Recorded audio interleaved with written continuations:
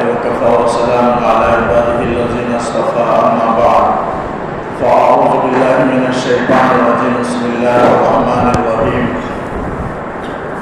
صبغة الله ومن أحسن من الله صبغة ونحن له عابدون.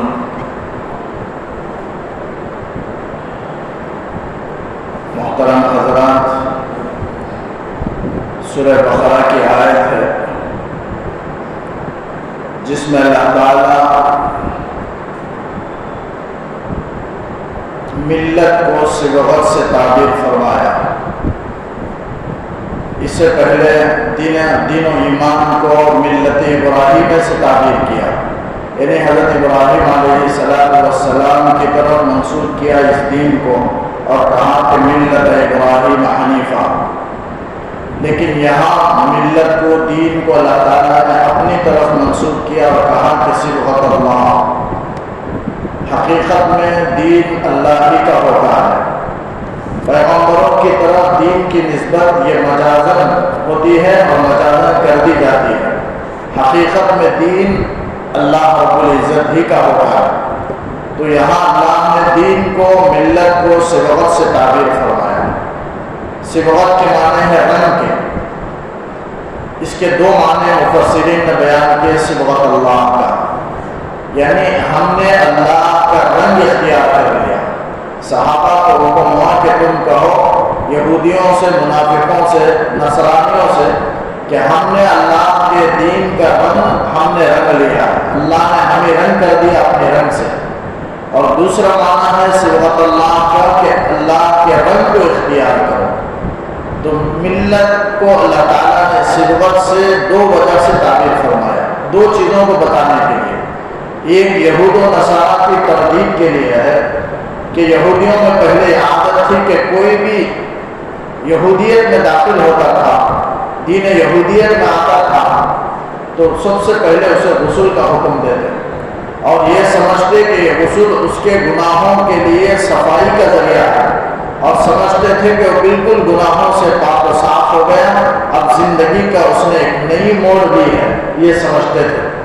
اس کے بعد یہ سلسلہ نصرانیوں میں بھی آ گیا. نصرانیوں میں بھی جو کوئی دوسرا دین نصرانیت میں داخل ہوتا تھا اسے غسل کا حکم دیتے اور وہ رنگین پانی سے غسل کرتے تھے اور سمجھتے تھے کہ دین نصرانیت میں وہ پختہ ہو گئے.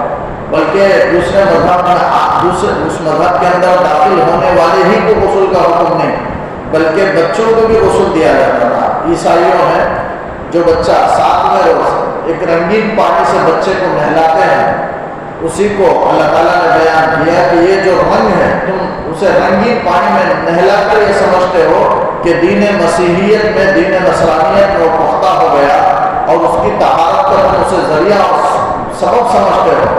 حالانکہ یہ جو رنگ ہے یہ چند دنوں میں دھل جائے گا، ختم ہو جائے گا. اصل باقی رہنے والا جو رنگ ہے وہ دین و اسلام کا رنگ ہے. لہذا اس عقیدے کے اللہ نے تردید کی اور کہا کہ اس رنگ کو، رنگین پانی کو چھوڑو، وہ تو دھل کر کے ختم ہو جائے گا، لیکن دین و ایمان کا رنگ اگر اختیار کر لے جیسے مومن اختیار کرتے ہیں، دین و ایمان کا رنگ یعنی ان کے اعمال میں بھی، ان کے معاملات میں، معاشرت میں، اخلاقیات میں، ظاہر میں، ان کے لباس میں، ان کے چہرے بشرہ سے، ہر چیز سے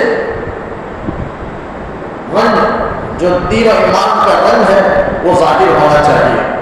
تو یہاں فرمایا صبغت اللہ، یعنی اللہ کے رنگ کو اختیار کرو. وہ مضبوط رنگ ہے، کسی بھی طرح سے مٹنے والا نہیں ہے. وہ اللہ کی عبادت سے، اس کی بندگی کے ذریعے سے وہ رنگ چڑھتا ہے. اللہ اسلامی تعلیمات کو اپنانے سے وہ دین و اسلام کا رنگ چڑھتا ہے. وہ کسی بھی طریقے سے، کسی طرح سے بھی مٹ نہیں سکتا. تو ایک بات بتانے کے لیے اللہ نے صبغت سے تعبیر فرمایا. اور دوسری بات یہ مومنوں کو سمجھانے کے لیے کہ اللہ نے رنگ کا لفظ استعمال فرمایا کہ تم جیسے رنگ دیکھنے میں محسوس ہوتا ہے، دکھائی دیتا ہے، اسی طریقے سے مومنوں کو، مسلمانوں کو دین و اسلام کا جو رنگ ہے دین و اسلام کے جو ظاہری اور باطنی جو احکامات ہیں وہ بندے مومن کے اعضاء سے ظاہر ہونا چاہیے. جیسے رنگ دکھائی دیتا ہے اسی طرح ایمان کی علامت بھی ان کے مومنوں کے جسم پر ان کے چہرے پر ظاہر ہونا چاہیے. سر میں ٹوپی ہو, چہرے میں داڑھی ہو اور لباس اسلامی شریعت کے مطابق ان کا لباس ہو اور ان کا رہن سہن, ان کا معاملات, ان کی معاشرت, ان کے اخلاق یہ سب دین کے مطابق ہوں. اس کی طرف اللہ نے اشارہ کرنے کے لیے کہ تم مسلمانوں کے مومنوں کے جسم پر دین کا اور ان کے اعمال کی علامات ظاہر ہونی چاہیے. جیسے رنگ دکھائی دیتا ہے اور محسوس ہوتا ہے. فرمایا صبغۃ اللہ, اللہ کے رنگ کو اختیار کرو. ومن احسن من اللہ صبغہ, اللہ کے رنگ سے بہتر کس کا رنگ ہو سکتا ہے, یا اللہ کے رنگنے سے بہتر کون رنگ سکتا ہے. وَنَحْنُ لَهُ عَابِدُونَ, اور ہم اسی کی عبادت کرنے والے ہیں. اللہ کے علاوہ ہم صحابہ یہ کہہ رہے ہیں, صحابہ کو کہا جا رہا ہے کہ تم یہ کہو کہ ہم صرف اسی کی عبادت کرنے والے ہیں. ذات میں بھی ہم اسی کو ایک مانیں گے اور اسی کی عبادت کریں گے, اور صفات میں بھی ہم اللہ کو کسی کا شریک نہیں ٹھہرائیں گے. ہر اعتبار سے اللہ ایک ہے. سجدہ دو قسم کا ہوتا ہے. علماء نے عبادات کی چند قسمیں لکھی ہیں. ایک عبادات کے قسم میں سے ہے کہ قولی عبادت, اور ایک ہے مالی عبادت, اور ایک ہے فعلی عبادت, اور ایک ہے قلبی عبادت. یہ چار قسم علماء نے بیان کیے. مالی عبادت میں بھی اللہ کے ساتھ کسی کو شریک نہ کریں, یعنی ہم اس میں بھی اللہ ہی کی عبادت کریں. یہ مطلب ہے کہ وہ جیسے مثال کے طور پر غیر اللہ کے نام پر بکرا چھوڑ دینا, غیر اللہ کے نام پر نظر و نیاز کرنا, غیر اللہ کے نام پر صدقہ کرنا, یہ سب مالی عبادات میں شرک ہے اور یہ حرام ہے. غیر اللہ کے نام پر جانور چھوڑنے کی وجہ سے وما اہل لغیر اللہ بہ کی وجہ سے وہ حرام ہوتا ہے. تو جو بھی مال غیر اللہ کے تقرب کے لیے, اسے خوش کرنے کے لیے خرچ کیا جائے, یہ سب مالی عبادات میں شرک ہے. اور ایک ہے بدنی عبادات میں شرک ہے. بدنی عبادات میں یعنی سجدہ, رکوع غیر اللہ کو کریں, یہ بدنی عبادت میں. روزہ کسی اور کے لیے رکھیں, حالانکہ اللہ کے لیے, اللہ کی رضا کے لیے روزہ رکھنا چاہیے. اگر کوئی غیر اللہ کی رضا کے لیے روزہ رکھے تو یہ بدنی عبادت میں شرک ہے. رکوع ہے, رکوع بھی سجدہ بھی حرام ہے. سجدے کی دو قسمیں ہیں, سجدہ تعظیمی ہے اور سجدہ عبادت ہے. سجدہ عبادت تو تمام امت پر حرام ہے. آدم علیہ السلام سے لے کر اب تک یہ سجدہ عبادت اللہ کے علاوہ کسی کے لیے جائز نہیں ہے. اور ایک ہے سجدہ تعظیم, یعنی تعظیم کے طور پر جھکنا. یہ حضرت یوسف علیہ السلام کے زمانے میں ان کے بھائیوں نے یوسف علیہ السلام کو سجدہ کیا, ان کے والدین نے سجدہ کیا. یہ سب مراد اس سے سجدہ تعظیمی ہے. دوسری مذہبوں میں اور دوسرے ملتوں میں اس کی اجازت تھی سجدہ تعظیمی کی, لیکن اس امت میں اللہ نے سجدہ تعظیمی کو بھی حرام کر دیا. سجدہ تعظیمی کا مطلب سر کو زمین پر رکھنا نہیں ہے, بلکہ سجدہ تعظیمی کا مطلب انحنا ہے. انحنا کے معنی جھکنا, اور جھکنے کا آخری درجہ وہ سجدہ ہے. تو جھکنا بھی حرام ہے اس امت کے اندر. اس شریعت میں اللہ نے حرام کر دیا کسی کی تعظیم میں جھکنا, جھک کر کے سلام کرنا. ایک صحابی حضور نبی کریم صلی اللہ علیہ وسلم سے پوچھنے لگے, اے اللہ کے رسول, ہم دوستوں کے لیے اپنے بھائیوں کے سامنے ہم تعظیم کے طور پر کیا جھک سکتے ہیں؟ اللہ کے رسول صلی اللہ علیہ وسلم نے فرمایا جھکنے کی اجازت ہے, حرام ہے. پھر انہوں نے پوچھا ہم کیا ملاقات کر سکتے ہیں؟ تو اللہ کے رسول صلی اللہ علیہ وسلم نے اجازت دی کہ ہاں تم ملاقات کر سکتے ہو. تو سجدہ تعظیمی کا مطلب یہ ہے کہ پیشانی زمین پر رکھے, یہ نہیں ہے. سجدہ تعظیمی کا مطلب ہے کہ جھک جانا. تو آج تعظیم میں کسی کے سامنے جھک کر بھی ملاقات کرے وہ بھی حرام ہے. کسی درگاہ میں جاتے ہیں, وہاں کی چوکھٹ بالکل نیچے ہوتی ہے, مطلب یہ ہے کہ آنے والا جھک کر کے آئے, تو اس طرح جھک کر کے اندر داخل ہونا, اگر یہ بھی حرام, اس کو بھی حرام قرار دیا گیا کہ کسی کی تعظیم میں جھک جانا اور اس کے سامنے جھک کر کے چلنا یا جھک کر کے ملاقات کرنا, یہ ساری چیزیں حرام ہیں. اسی کو سجدہ تعظیمی کہا گیا. تو گزشتہ امتوں میں جائز سے, اس امت میں وہ بھی جائز نہیں, حرام ہے. اور اسی طریقے سے قولی عبادات میں شرک ہے. مثلا غیر اللہ کو مدد کے لیے پکارنا، غیر اللہ سے مدد چاہنا، غیر اللہ سے دعائیں مانگنا، یہ سب قولی عبادات میں شرک ہے۔ قلبی عبادات میں شرک یعنی امید اور خوف اللہ کے علاوہ دوسروں سے رکھنا، غیر اللہ سے ایسا خوف اور ایسی امید رکھنا کہ اگر وہ ناراض ہو جائے تو ہم کو نقصان پہنچائے گا، اگر وہ خوش ہو جائے تو اس سے ہم کو نفع پہنچے گا۔ یہ اگر اس نیت سے اگر کوئی دوسرے سے خوف رکھتا ہے، امید رکھتا ہے، تو یہ بھی حرام ہے، یہ بھی قلبی عبادات میں شرک ہے۔ تو خوف بھی اللہ سے ہو، امید بھی اللہ سے ہو، کسی سے امید نہ رکھی جائے ایسی امید کہ نفع اور ضرر کا اسے مالک سمجھا جائے، ہرگز، یہ بھی قلبی عبادات میں شرک ہے۔ تو یہ اس طرح کی 4 شرکیں علماء نے بیان کی، ان تمام سے آدمی بچتا ہوا ذات و صفات میں بھی کسی کو شریک نہ ٹھہرائے، یہ صحابہ کرام کی خصوصیات تھی۔ اس طرح وہ اللہ کی عبادت کیا کرتے، اور ان کو یہ کہنے کا حکم تھا کہ کہیں کہ وَنَحْنُ لَهُ عَابِدُونَ، ہم اسی کی عبادت کرنے والے ہیں۔ قُلْ أَتُحَاجُّونَنَا فِي اللَّهِ وَهُوَ رَبُّنَا وَرَبُّكُمْ، یہ آیت کب نازل ہوئی؟ جبکہ مشرکین نے، یہود و نصارہ نے مومنین سے جھگڑا کیا اللہ کے بارے میں کہ رسول اللہ صلی اللہ علیہ وسلم اللہ کے نبی نہیں ہو سکتے، اس لیے کہ ہم سب سے پہلی کتاب رکھنے والے ہیں۔ یہودی کہتے تھے کہ سب سے پہلی کتاب اللہ نے ہمیں اتاری، ہم سب سے پہلے کتاب والے ہیں، اور ہمارا قبلہ سب سے پہلا قبلہ ہے، اور ہم بنی اسرائیل میں جتنے نبی آئے بنی اسرائیل میں آئے، اگر محمد صلی اللہ علیہ وسلم نبی ہوتے تو بنی اسرائیل میں آتے، تو محمد عرب سے آئے ہیں تو نبی نہیں ہیں۔ ان کا یہ کہنا تھا وہ اللہ کے بارے میں جھگڑا کر رہے تھے، تو اللہ نے آیت نازل فرمائی کہ قل اے نبی آپ کہہ دیجئے اتحاجوننا فی اللہ وهو ربنا وربکم، کیا تم اللہ کے بارے میں ہم سے جھگڑتے ہو، حال یہ کہ اللہ ہمارا بھی رب ہے اور تمہارا بھی رب ہے۔ جب ہمارا اور تمہارا پروردگار ہے تو اللہ کو اختیار ہے کہ کس کو نبی بنا کر کے بھیجے، بنی اسرائیل میں بھیجے یا عرب میں سے بھیجے، یہ اللہ کو اختیار ہے، اس لیے کہ اللہ مالک ہے اور ہم سب کا ہمارا اور تمہارا سب کا پروردگار ہے۔ وَلَنَا أَعْمَالُنَا وَلَكُمْ أَعْمَالُكُمْ، لیکن اس کے باوجود تم نے اللہ کے ساتھ شریک ٹھہرایا، اب اللہ کے ساتھ شریک ٹھہرایا تو اس کا اعمال ہے، یہ تمہیں دنیا کے اندر تمہیں اختیار ہے، لیکن اس کا خطرناک انجام تم آخرت میں دیکھو گے۔ ہم زبردستی تم کو اللہ کے شرک سے نہیں روکتے، لیکن ہم تو اللہ کی عبادت میں خالص ہیں، اللہ کے ساتھ عبادت میں کسی کو شریک نہیں کریں گے۔ وَلَنَا أَعْمَالُنَا وَلَكُمْ أَعْمَالُكُمْ، ہمارے اعمال ہمارے لیے اور تمہارے اعمال تمہارے لیے، یعنی ہر عمل کا ذمہ دار وہ خود ہوگا، ہر آدمی کے اپنے اعمال کا ذمہ دار وہ خود ہے، دوسرے کے عمل کے بارے میں اس سے نہیں پوچھا جائے گا، بلکہ خود اپنے اعمال کے بارے میں وہ خود ذمہ دار ہے۔ فرمایا تم جو شرک کرتے ہو تمہاری سزا تم بھگتو گے، اور ہم جو اللہ کی خالص توحید عبادت کر رہے ہیں اللہ تعالیٰ اس کا بدلہ جزا اللہ تعالیٰ ہمیں دے گا۔ وَنَحْنُ لَهُ مُخْلِصُونَ، ہم تو دین کو اللہ ہی کے لیے خالص کرنے والے ہیں، دین کو بھی عمل کو بھی، دونوں کو بھی ہم اللہ کے لیے خالص کرنے والے ہیں۔ دین میں اخلاص کا کیا مطلب ہے؟ دین میں خالص کا مطلب یہ ہے کہ خالص اللہ کی عبادت کریں، اللہ کے ساتھ کسی کو شریک نہ کریں، اور عمل میں اخلاص کا مطلب یہ ہے کہ عمل کی کوئی بھی عمل کرے خالص اللہ کے لیے کریں، اس میں دوسروں کو شریک نہ کریں، یعنی دوسروں کے دکھلانے کے لیے، ریاکاری کے طور پر، نام و نمود کے لیے، شہرت کے لیے، کسی غرض کے لیے اپنے عمل نہ کرے، بلکہ خالص عمل کرے تو اللہ کے لیے کرے، یہ عمل میں اخلاص ہے۔ اور عبادت میں، دین میں اخلاص ہے کہ اللہ کے ساتھ کسی کو شریک نہ کرے، اللہ ہی کی عبادت کرے، یہ دین میں اخلاص ہے۔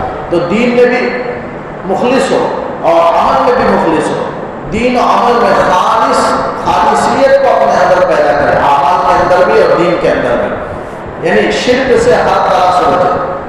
اب شرک بھی علماء بہت سارے، ایک ہے شرک استقلال، پھر علامہ احمد رحمۃ اللہ علیہ، احمد رومی رحمۃ اللہ علیہ اپنی کتاب مجالس الابرار میں شرک کی 6 قسمیں پھر تعریف فرماتے ہیں، اس میں سے ایک قسم ہے کہ شرک استقلال، یعنی اللہ کے ساتھ کئی معبودوں کو شریک ٹھہرانا، جیسے مشرکین ٹھہراتے ہیں، اور اسی طریقے سے شرک تبعیض ہے، یعنی اللہ کے ساتھ بعض کو شریک ٹھہرانا، دوسرے کو شریک ٹھہرانا، جیسے عیسائی اللہ کو 3 خداؤں میں ایک خدا مانتے ہیں، ان اللہ ثالث ثلاثہ، 3 خدا ہیں، ان میں سے ایک اللہ بھی ہے، یہ شرک تبعیض ہے، یعنی بعض کو اللہ کے ساتھ شریک ٹھہرانا، یہ بھی حرام ہے، یہ بھی شرک کے اندر داخل ہے۔ تو علماء نے لکھا، اور شرک تقریب بھی ہے۔ شرک تقریب کا مطلب یہ ہے کہ اللہ کے علاوہ دوسرے کی قربت حاصل کرنے کے لیے اللہ کے ساتھ شریک ٹھہرایا جائے، یہ سمجھا جائے کہ وہ جیسے اولیاء کو شریک ٹھہراتے ہیں، اولیاء کے ساتھ مدد مانگتے ہیں، ان کے سامنے سجدہ کرتے ہیں، یہ سمجھ کر کہ اولیاء اللہ کے پاس ہمارے سفارشی بنیں گے اور ہم کو نجات دیں گے، ہمیں بچا لیں گے۔ یہی توحید، یہی یہود و نصارہ کی یہی عادت تھی، اور یہ سمجھتے تھے کہ ہم انبیاء کے خاندان تھے، انبیاء ہمیں بچا لیں گے۔ یہ اس طرح تقرب حاصل کرنے کے لیے، اللہ کے قریب کرنے کے لیے کسی دوسرے کو شریک ٹھہرانا، یہ شرک تقریب ہے، یہ بھی حرام ہے۔ اور چوتھی قسم ہے شرک تقلید۔ تقلید کے معنی ہیں کہ بغیر سوچے سمجھے باپ داداؤں کی تقلید کر دینا گمراہی ہے۔ جیسے باپ دادا نے بتوں کو اللہ کا شریک ٹھہرایا تو شریک ٹھہرا لینا بغیر سمجھے سوچے کے، بغیر دلیل کے، اس کو شرک تقلید کہتے ہیں، یہ بھی حرام ہے۔ اور پانچویں قسم ہے شرک اسباب، یعنی اسباب کو، دنیا کے اندر جو سبب ہے وہ اسباب کو مؤثر حقیقی سمجھ جانا، یہ بھی شرک ہے۔ اور ایک ہے شرک اغراض، یعنی مقصد کے لیے کسی غیر اللہ سے فائدہ حاصل کرنے کے لیے غیر اللہ کے سامنے جھکنا، ان کی تعظیم کرنا، یہ شرک اغراض ہے، تاکہ ان سے کوئی فائدہ حاصل کیا جائے، یہ شرک ہے۔ یہ شرک کی 6 قسمیں علامہ احمد رومی رحمۃ اللہ علیہ نے بیان فرمائی ہے۔ تو یہ 6 قسم کے بھی شرک سے بچے، اور مالی عبادات میں شرک سے بچے، بدنی عبادات میں شرک سے بچے، قولی عبادات میں شرک سے بچے، قلبی عبادات میں شرک سے بچے، ذاتی شرک سے بچے، صفات میں شریک ٹھہرانے سے بچے۔ تو شرک کے جتنا اقسام ہے ان تمام سے بچتے ہوئے دین کو، توحید کو اللہ کے لیے خالص کریں۔ تو وَنَحْنُ لَهُ مُخْلِصُونَ کا مطلب ہے کہ دین و عمل کو اللہ کے لیے خالص کریں۔ أَمْ تَقُولُونَ إِنَّ إِبْرَاهِيمَ وَإِسْمَاعِيلَ وَإِسْحَاقَ وَيَعْقُوبَ وَالْأَسْبَاطَ كَانُوا هُودًا أَوْ نَصَارَىٰ، کیا تم کہتے ہو کہ ابراہیم اور اسماعیل اور اسحاق اور یعقوب اور ان سب کے اولاد یہ سب یہودی تھے یا نصرانی تھے؟ یہودی کہتے تھے کہ یہ سب پیغمبر یہودی تھے، نصرانی کہتے تھے کہ یہ سب پیغمبر نصرانی تھے۔ تو اللہ تعالیٰ کہتا ہے قُلْ أَأَنْتُمْ أَعْلَمُ أَمِ اللَّهُ، اے نبی آپ ان سے پوچھئے کیا تم زیادہ جانتے ہو یا اللہ زیادہ جانتا ہے؟ انہیں اللہ تعالیٰ زیادہ جانتا ہے۔ اللہ نے ان سب کی تردید کی اور کہا کہ یہ سب یہودی نہیں تھے، نصرانی بھی نہیں تھے، بلکہ دین حنیف پر قائم تھے۔ تو مطلب یہ کہ ان لوگوں کا کہنا بالکل غلط ہے۔ اللہ تعالیٰ نے جو کہا وہ صحیح ہے، اور ان لوگوں نے جو کہا کہ ابراہیم اور اسماعیل یہ سب یہودی تھے یا نصرانی تھے، بالکل غلط ہے، اور حقیقت غلط ہی ہے۔ اس لیے کہ ابراہیم علیہ السلام یہ سب پیغمبر یہودیت اور نصرانیت سے پہلے کے ہیں۔ یہودیت اور جو مذہب ہے، نصرانیت جو مذہب ہے، وہ تو بہت بعد میں ہے، ان پیغمبروں کے بہت بعد میں وجود میں آئی ہے۔ تو کیسے ابراہیم علیہ السلام کے اولاد کے اولاد کے اولاد وہ بنی اسرائیل کہلاتے ہیں، وہ یہودی کہلاتے ہیں۔ تو ابراہیم علیہ السلام کیسے یہودی ہوئے؟ جبکہ بعد میں یہ یہودیت ثابت ہوئی، وجود میں آئی، نصرانیت بھی بعد میں وجود میں آئی، اور یہ حضرات مقدس حضرات پیغمبر علیہ السلام یہودیت سے پہلے کے ہیں۔ تو یقیناً یہ سب یہودی نہیں تھے، بلکہ دین حنیف پر قائم تھے۔ اسی کو اللہ تعالیٰ نے فرمایا وَمَنْ أَظْلَمُ مِمَّنْ كَتَمَ شَهَادَةً عِنْدَهُ مِنَ اللَّهِ، اس سے بڑا ظالم کون ہوگا جو اللہ کے پاس، جو اللہ کی جانب سے اس کے پاس شہادت آئے اور شہادت کو چھپا دے۔ شہادت سے مطلب یہ ہے کہ حضرت ابراہیم علیہ السلام دین حنیف پر قائم ہیں، یہودی بھی نہیں تھے، نصرانی بھی نہیں تھے۔ یہ شہادت اللہ نے توریت کے اندر بیان فرمائی، یہ گواہی، یہ بات، لیکن یہودیوں نے چھپا لیا، فرمایا کہ ابراہیم یہودی تھے، غلط بات بیان کرتے تھے عوام سے۔ اللہ تعالیٰ کہتا ہے وَمَا اللَّهُ بِغَافِلٍ عَمَّا تَعْمَلُونَ، تمہارے سب اعمال سے اللہ غافل نہیں، بے خبر نہیں ہے۔ تم جو یہود و نصارہ جو عوام کو دھوکہ دے رہے ہو، کہہ رہے ہو کہ ابراہیم علیہ السلام یہ سب مقدس شخصیات یہ یہودی تھے یا نصرانی تھے، اور تم توریت کی بات کو، شہادت کو تم چھپا رہے ہو، اللہ ان سب سے غافل ہے، اس کا بدلہ تمہیں کل قیامت میں عطا کرے گا، اس کی سزا تمہیں بھگتنی ہوگی۔ فرمایا تلک امۃ قد خلت، وہ ایک مقدس جماعت کی، انبیاء کی بزرگ شخصیات کی جو گزر چکی ہے، لہٰذا یعنی ان کا نام مت لو، تمہارے ان کے درمیان کوئی تعلق نہیں ہے۔ وہ انبیاء کے مقدس شخصیات تھے، حضرات تھے جو توحید میں خالص تھے، لیکن تم تو اللہ کے ساتھ شرک کرنے والے ہو، تمہارا ان سے کوئی تعلق نہیں ہے۔ انبیاء کا مقدس جماعت کا حوالہ مت دو، وہ ایک مقدس جماعت تھی جو گزر چکی، لہٰذا کسبت ولکم ما کسبتم، ان کے لیے وہ ہے جو انہوں نے کمایا، تمہارے لیے وہ ہے جو تم نے کمایا، یعنی ان کے اعمال ان کے ساتھ، تمہارے اعمال تمہارے ساتھ۔ لہذا تم یہ جو دھوکے میں پڑے ہوئے ہو کہ ہم انبیاء کے خاندان سے تعلق رکھتے ہیں، لہذا انبیاء ہماری حفاظت کر لیں گے اور کل قیامت کے دن ہمارے لیے سفارشی بنیں گے اور ہمیں عذاب سے بچا لیں گے، یہ اللہ کے پاس اس طرح عذر چلنے والا نہیں، یہ اللہ کے پاس حسب نسب کا کوئی اعتبار نہیں ہے، خاندان کا کوئی اعتبار نہیں، اللہ کے پاس ایمان اور عمل صالح کا اعتبار ہے، جس کے پاس ایمان اور عمل ہے وہ کامیاب ہوگا۔ تو ہر آدمی اپنے عمل کا خود ذمہ دار ہے۔ وَلَا تُسْأَلُونَ عَمَّا كَانُوا يَعْمَلُونَ، تم نہیں پوچھے جاؤ گے ان چیزوں کے بارے میں جو وہ کرتے تھے، یعنی ان کے اعمال کے بارے میں تم سے نہیں پوچھا جائے گا، تمہارے اعمال کے بارے میں ہم سے نہیں پوچھا جائے گا، یعنی کل قیامت کے دن ہر ایک اپنے عمل کا خود ذمہ دار ہوگا، دوسرے کے ذمہ کا وہ ذمہ داری نہیں اٹھائے گا، اور دوسرے کے بارے میں اس سے کسی سے نہیں پوچھا جائے گا قیامت میں۔ ہاں حدیث میں آتا ہے اگر تمہارے ماتحت میں کوئی افراد ہوں، ان کی تربیت کے سلسلے میں پوچھا جائے گا۔ یہاں تو شرک کے سلسلے میں بات ہے، مشرکین کی کوئی نبی سفارش نہیں کریں گے، بلکہ سفارش کی جو اجازت دی جائے گی وہ گنہگاروں کے لیے ہوگی۔ آپ صلی اللہ علیہ وسلم کی بھی جو سفارش ہے وہ گنہگاروں کے لیے ہے، مشرکین کے لیے نہیں۔ یہود و نصارہ کے لیے سفارش کا موقع نہیں دیا جائے گا، مشرکین تو جہنم میں جائیں گے، لیکن جو سفارش کا موقع انبیاء کو دیا جائے گا وہ گنہگاروں کے لیے دی جائے گی۔ لہذا یہاں فرمایا وَلَا تُسْأَلُونَ عَمَّا كَانُوا يَعْمَلُونَ، اس کا یہ مطلب نہیں ہے کہ اپنے ماتحت میں یعنی مسلمانوں ہی میں اپنی کوئی اولاد ہو ماتحت میں ہو اس کے بارے میں بھی نہیں پوچھا جائے گا، غلط ہے۔ جیسے روایت میں آتا ہے ایک شخص 4 عورتوں میں سے کسی کی وجہ سے جہنم میں جا سکتا ہے، ماں کی وجہ سے، بہن کی وجہ سے، بیٹی کی وجہ سے، بیوی کی وجہ سے۔ کل قیامت میں جنت کا فیصلہ ہو جائے تو ان میں سے ایک آ کر کے اسے گرفتار کر لیں گے اور کہیں گے کہ تم نے مجھے دین کے بارے میں ذرا بھی دنیا کے اندر تم نے نہیں بتائی دین کی بات، لہٰذا میں تمہارے ماتحت میں تھے۔ جیسے آپ صلی اللہ علیہ وسلم نے فرمایا کلکم راع، تم میں سے ہر ایک نگہبان ہے، وکلکم مسئول عن رعیتہ، اپنے ماتحت کے بارے میں کل قیامت میں تم سے پوچھا جائے گا، باپ ہے تو اولاد کے بارے میں پوچھا جائے گا، استاد ہے تو شاگرد کے متعلق سوال کیا جائے گا، شیخ ہے تو مرید کے بارے میں اس سے سوال کیا جائے گا، حاکم ہے تو رعایا کے بارے میں اس سے سوال کیا جائے گا، اور مالک ہے تو اپنے خادمین کے متعلق اپنے نوکروں کے متعلق اس سے سوال کیا جائے گا۔